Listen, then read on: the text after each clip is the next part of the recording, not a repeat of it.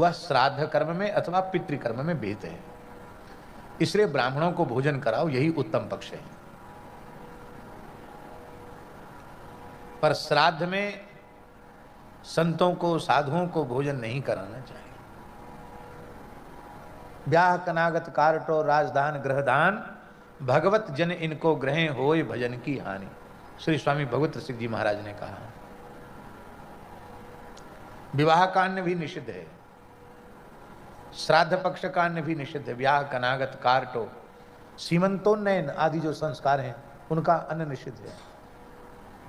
राजदान, राजान्न भी निषिद्ध है। ग्रहदान, राहु केतु शुक्र शनि इनका दान करके जो अन्न देते हैं वो निषिद्ध है। भगवत जन इनको ग्रहें, यदि भगवती जन इनको स्वीकार करते हैं तो हो ही भजन की हानि, भजन की हानि। तो अशुद्ध अन्न से बचना चाहिए, ये कहने का। एक घटना हमारे जीवन की है, हमारे जीवन की मतलब हमारे सामने की। श्री सुदामा कुटी में एक भंडारा हुआ। एक बहुत बड़े पुलिस अधिकारी थे,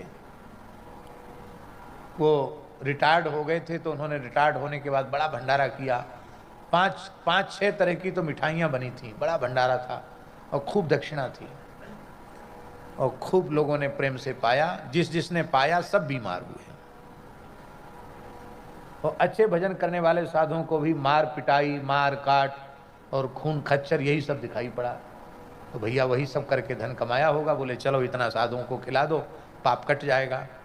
उसके बाद प्रायः सब बीमार हुए। मेरे सामने की घटना है।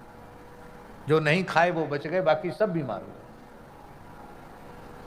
इसीलिए हमारे यहाँ प्राचीन काल में भंडारा कराने वाले से भी पूछा जाता था, भैया तुम्हारा काम धंधा क्या है, तुम्हारा यह धन न्यायोपार्जित है कि नहीं, सकाम भाव से तो नहीं भोग लगा रहे हो, निष्काम भाव से सेवा कर रहे हो।